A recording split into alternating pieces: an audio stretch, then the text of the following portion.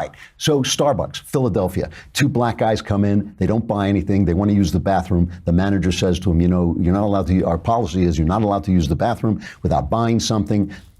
He asks them to leave because they say they're waiting for a meeting. The police come in and he calls the police, and the police come in and escort them out, and he gets caught on video, and this becomes a big deal. Okay, so they're protesting, they're boycotting, and here is the police chief, Richard Ross, in Philadelphia, describing the incident as he saw it.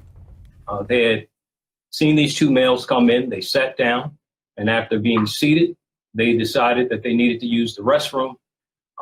Starbucks said that according to their company policy, they do not allow non-paying members or non-paying people of the public to come in and use the restroom. And so they then asked these two males to leave. These two males refused to leave, and the police were called. Now, when the police were summoned to the scene, they get there and they get this story that I just began to outline. They then approached the males. They asked the males to leave because they're being asked to leave by Starbucks employees.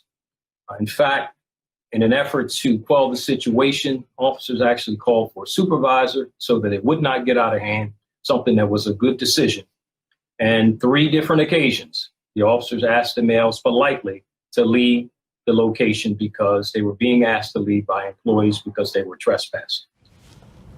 So, of course, it's a racial game, right? The two black men, they're arrested for sitting while black. People are going in there with megaphones and screaming. They're protesting outside. They're threatening a boycott. A lawyer for the guys who were arrested, Melissa DePino, comes out and she immediately plays the race card. Here's her quick take. These guys were doing what people do every single day. They were having a meeting and they were undoubtedly singled out because of their race. Undoubtedly. If you say it like that, undoubtedly, that means there's no doubt. Undoubtedly, okay? Starbucks collapses. They fire the manager, or at least they say he's no longer working there, so I guess they give him the boot. They start, our hearts are broken. Here's the CEO apologizing, falling all over himself, apologizing. In this particular case, the local practice of asking someone who is not a customer to leave the store, and unfortunately then followed by a call to the police. Now, certainly there are some situations where the call to police is justified, situations where there's violence or threats or disruption. In this case, none of that existed. These two gentlemen did not deserve what happened, and we are accountable. I am accountable. So it's like, it's going to be sensitivity training for anyone.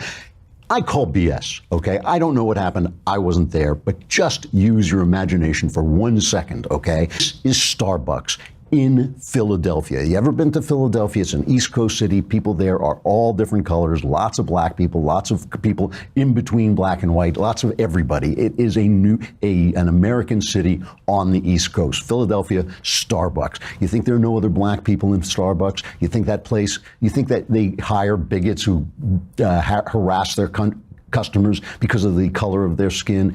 Absolutely not.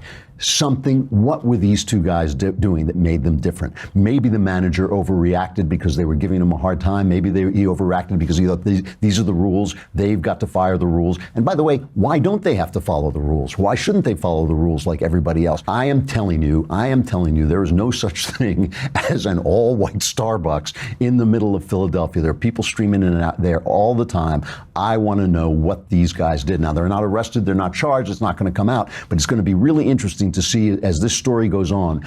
What's going to be interesting is the moment when it disappears from the news media because it no longer serves the narrative of a racist America. That's going to be really interesting. You just watch. It'll be there for a couple of days. There'll be protests. And of course, apologizing does nothing, right? It does nothing. They don't accept the apology. Just like with Laura Ingraham, she apologized, but luckily Fox stood up for her when she was when she insulted that Nazi teenager who hates guns. I shouldn't call him. I apologize. Oh my God, I'm so sorry.